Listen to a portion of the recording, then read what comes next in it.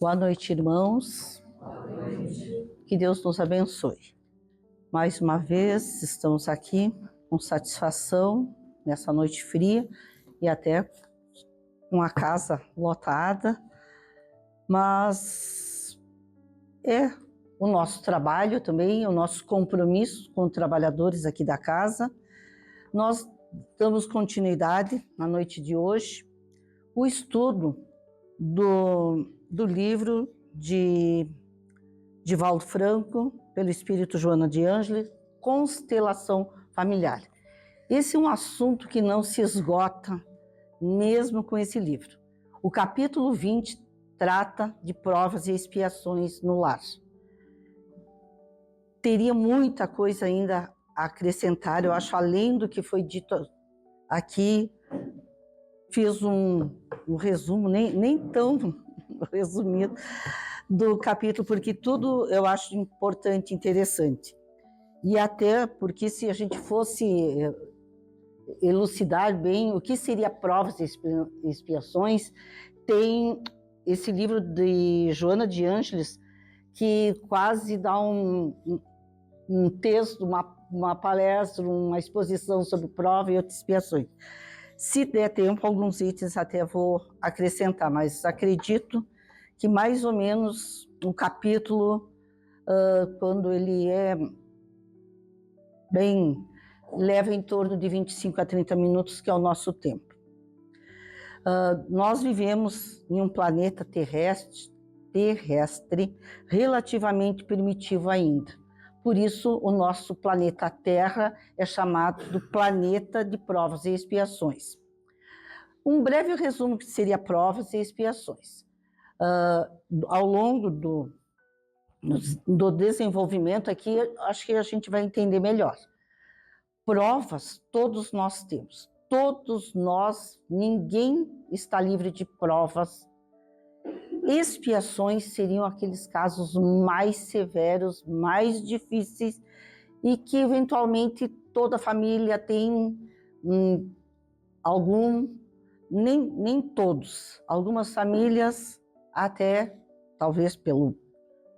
com certeza pela evolução, já superaram.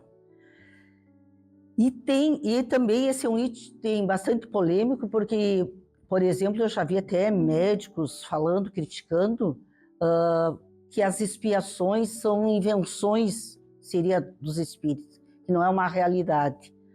Mas nós que acreditamos em reencarnação, a expiação, ela é decorrente de algo que não foi praticado no passado, pode ser um passado remoto, e que reflete na vida presente. E aqueles casos que a gente não tem uma explicação lógica na vida atual. E vamos então ver se saímos daqui com um pouquinho mais esclarecidos. Como a reencarnação tem por fim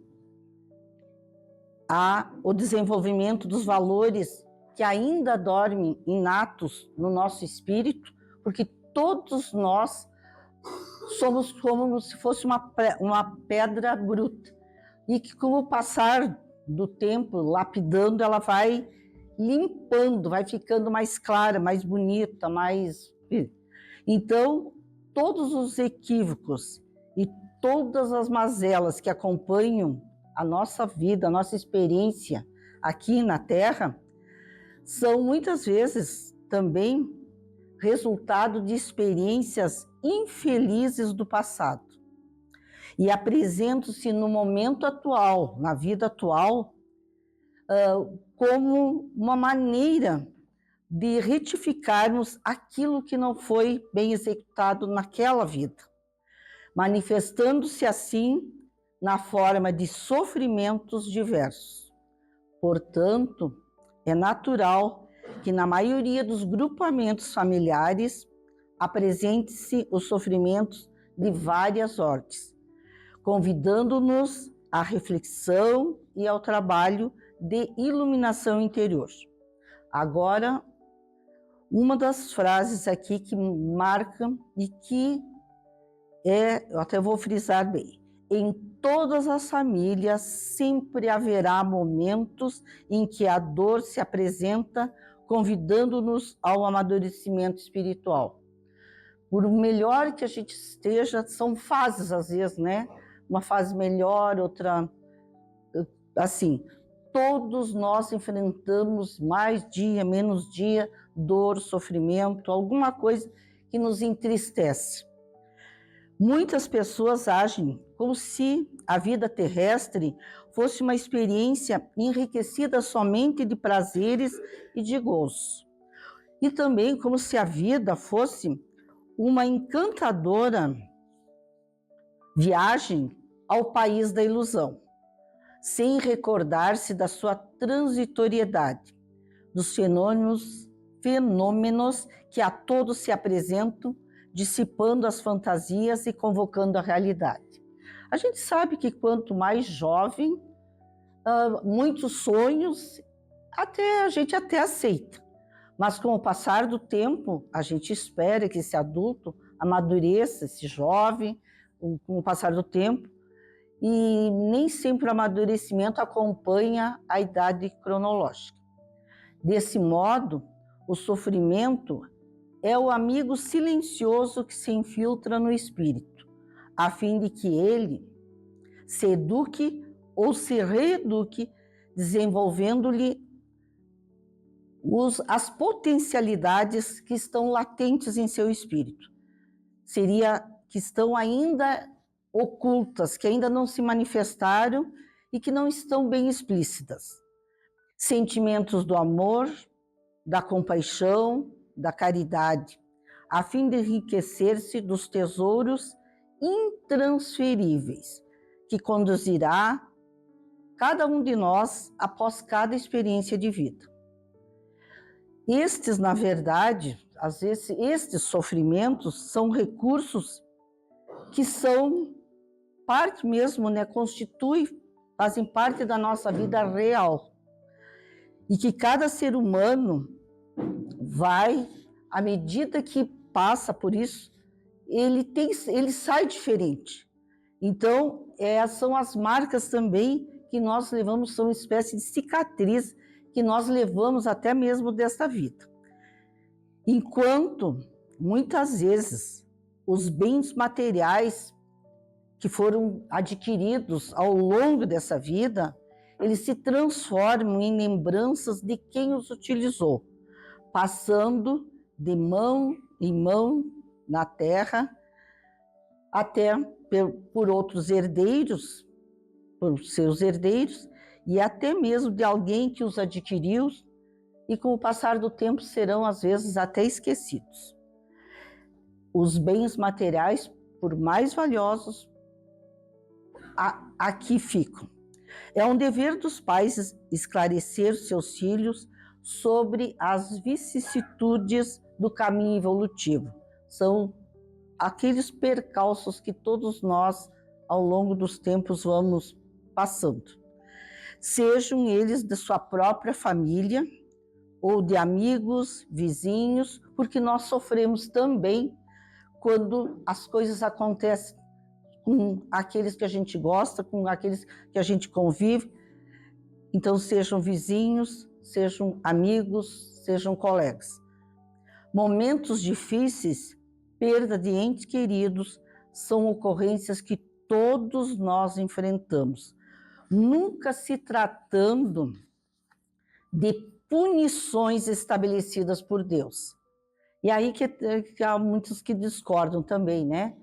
Ninguém gosta de sofrer e nem acha que, às vezes acham que é uma injustiça até divina. Quando na constelação familiar existe algum exemplo de expiação, que são os casos mais tristes, mais sérios, deve-se torná-lo como uma preciosa lição de vida, não apenas para o padecente, mas para todos os membros dessa família. Com certeza, todos discutem, até às vezes têm posicionamentos diferentes, mas sempre que acontece alguma coisa, todos são, às vezes, esses são motivo de questionamento na família. A fim também Na verdade, o ideal seria que isso servisse para unir a família, a fim de atenuar os sofrimentos daqueles que se encontram necessitados de ajuda. Essa providência também desenvolve em todos, quando passamos os momentos mais difíceis, desenvolvem a coragem e o respeito à vida, eliminando temores e diluindo ilusões em torno da matéria. Muitas vezes aquilo que a gente valorizava muito perde até o valor diante de alguma causa, de um sofrimento, de uma coisa inesperada, de uma perda de um ente querido. Quantas coisas muda até o sentido da vida, principalmente quanto a e aí nós também vemos o quanto a vida é frágil. As manifestações mais difíceis, sem sombra de dúvida, são as de caráter expiatório, através dos processos mais graves das enfermidades degenerativas irreversíveis, aquelas que não têm cura. E também nas deficiências físicas, seja deficiência auditiva, visual, até mesmo, né, na mudez, na falta da fala, na paralisia e nos distúrbios mentais, que eu acho que causam muita dor também aos pais e familiares.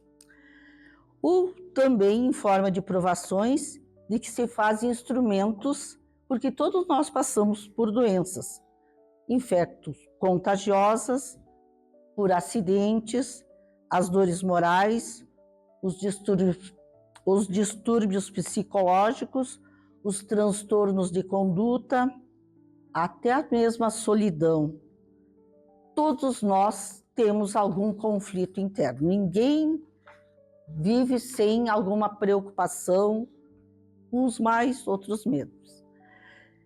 E não foi uma imposição casual que trouxe o ser amado com esses limites. Não é nada é por acaso na nossa vida, tornando-o principalmente encarcerado, às vezes numa prisão sem grades, seja por uma paralisia, imagina uma pessoa que não tem visão, alguma coisa. E atualmente nós temos até mesmo, como diz o ser encarcerado, um espírito encarcerado, aquele que já tem do espectro do autismo, aquele que não consegue se comunicar. Imagine a dor, o sofrimento para quem tem um filho assim, nessas condições. Mas acontecimentos que tiveram lugar em tempo próximo ou remoto. E aí que vem uma comprovação, seria da reencarnação, porque só numa outra vida no qual os atuais familiares desempenharam um papel importante. Ninguém renasce num grupo consanguíneo em situação penosa sem que exista uma causa, razões preponderantes para esse acontecimento. E isso é considerado até mesmo uma espécie de libertação para aquele espírito. É uma maneira dele quitar uma dívida passada. Esse familiar, ou aquele que também permanece por muitos anos num leito, num processo depurativo, provavelmente liderou cometimentos infelizes, havendo atraído para si mesmo essa ação que causa tanta dor e sofrimento. E estes que agora o recebem, no caso, pais e familiares, devem auxiliá-los na libertação. O que até parece um paradoxo contraditório é que tudo se enquadra com perfeição. Nos processos iluminativos, através das aflições, ninguém, portanto, que experimenta qualquer tipo de dor sem uma causa anterior, que o explique ou que justifique. O lar, desse modo, é o santuário de união no qual se retificam situações penosas e ações até odientas de um passado. Aquele familiar que, de certa forma, inspira animosidade, que se faz perverso, agressivo em relação aos demais membros, solicita sem o pedir compaixão e misericórdia. Por sua aplicação, os seus sentimentos doentios são minorados, são diminuídos, são minimizados pelas vibrações emitidas pelos demais membros do clã familiar. Em vez de revolta e do desejo de vingança, ou de raiva, ou de aquele desejo difícil até, né, de ser, ou até muitos verbalizam, né, que muitas vezes desperta nos demais a caridade, deve ser a reação como bálsamo para quem a oferece e benção em favor daquele a quem é dirigido. Então parece contraditório isso, dizer que é uma benção para aquele indivíduo ele sofrer. É uma situação bem difícil mesmo, mas a doutrina diz que esse é o melhor para nós. Não poucas vezes, sob expiações, as famílias desagregam-se, separam-se, né?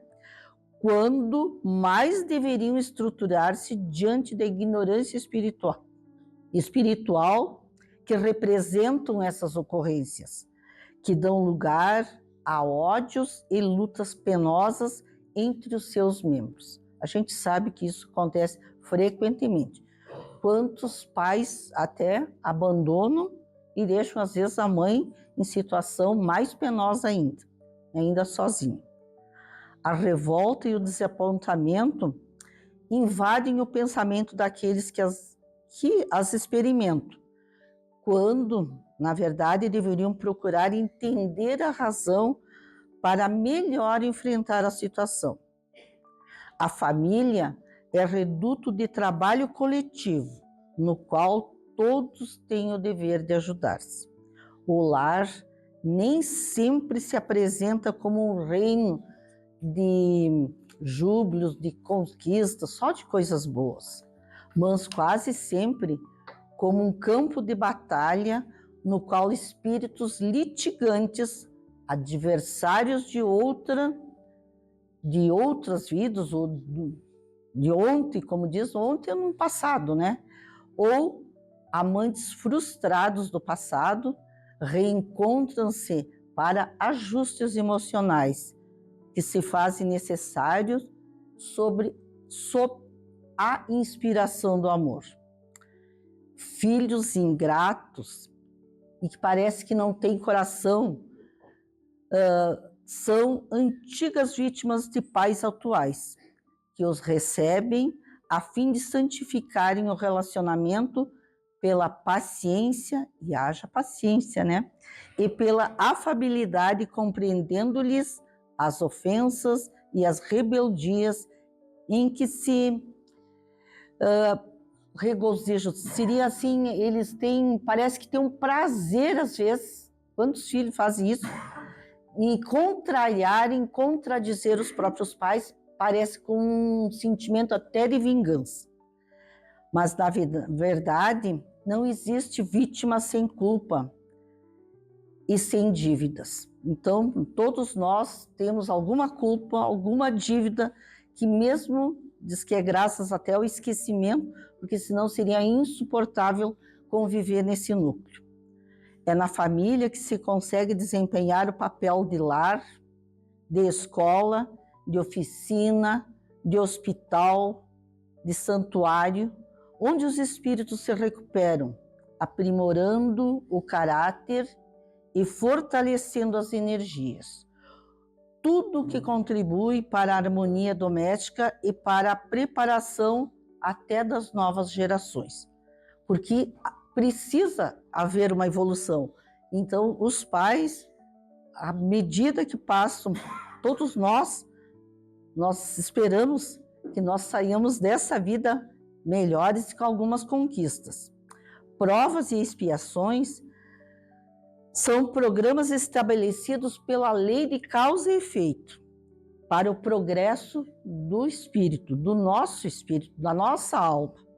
Somos viajantes antigos do carreiro evolutivo, rumo ao futuro de um mundo melhor. Nós esperamos, eu espero que nós nos encontremos nesse mundo livre de provas e expiações, o mundo regenerativo. Eu até gostaria, eu acho que vai dar para acrescentar um pouquinho, alguma coisa que Joana de Ângeles nos explica quanto às provas. Eu acho uma frase, um resuminho aqui de tudo que tem aqui. A provação é a experiência requerida ou proposta pelos guias espirituais e por nós mesmos antes do renascimento corporal de cada um de nós, examinando cada ficha que nós temos, tem os nossos registros, os arquivos do nosso passado, avaliadas as suas probabilidades de vitória e as maneiras, os recursos que nós vamos alcançar essa evolução. Nada é imposto, podendo ser alterado o calendário das ocorrências sem qualquer prejuízo para a programação. Não é tudo tão estabelecido, porque se nós praticarmos o bem, nós vamos também quitando as nossas dívidas. Mas uma coisa que é bem contraditório e que ao mesmo tempo frisa aqui é que não é um caráter punitivo, mas é uma maneira de nos educarmos conscientemente. E cada ocasião, cada fato negativo é uma maneira da gente avançar, evoluir. E também as provações, elas mudam às vezes de curso, suavizando-se ou agravando-se conforme o desempenho de cada um de nós. Agora, as expiações, elas já são mais até eu diria mais difícil até de encarar, porque as expiações não somos nós que escolhemos, são impostas irrecusáveis por constituírem a medicação eficaz, a cirurgia corretiva para o mal que se agravou. E até mesmo um exemplo aqui mais prático, semelhante ao que se sucede na área civil. O delinquente primário tem crédito que lhe suaviza a pena. E mesmo antes os gravames pesados, logra de certa liberdade de movimento sem ter a liberdade totalmente cerceada. Quer dizer, é advertido, recebe alguma punição, mas ainda tem um tempo. O reincidente é convidado à multa e à prisão domiciliar. Conforme o caso, no entanto, aquele que não se corrige é conduzido ao regime carcerário, diante de leis mais bárbaras, a morte infamante até. Tudo, tanto as provações como as expiações, têm o objetivo de reeducar e melhorar e nos qualificarmos até. As expiações, elas podem ser atenuadas, mas não serão esquecidas, vamos dizer, não serão, todos vão ter que cumprir, enquanto também as provações constituem forma de sofrimento reparador. As expiações apenas restauram o equilíbrio perdido.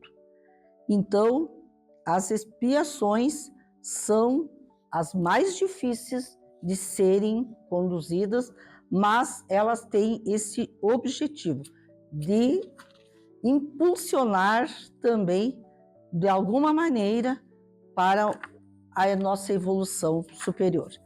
Então, que todos nós, esse é um assunto bem que merece e precisa ser estudado, e há controvérsias mesmo, mas que nós, possamos tirar lições, não só da nossa família, mas daqueles que a gente convive.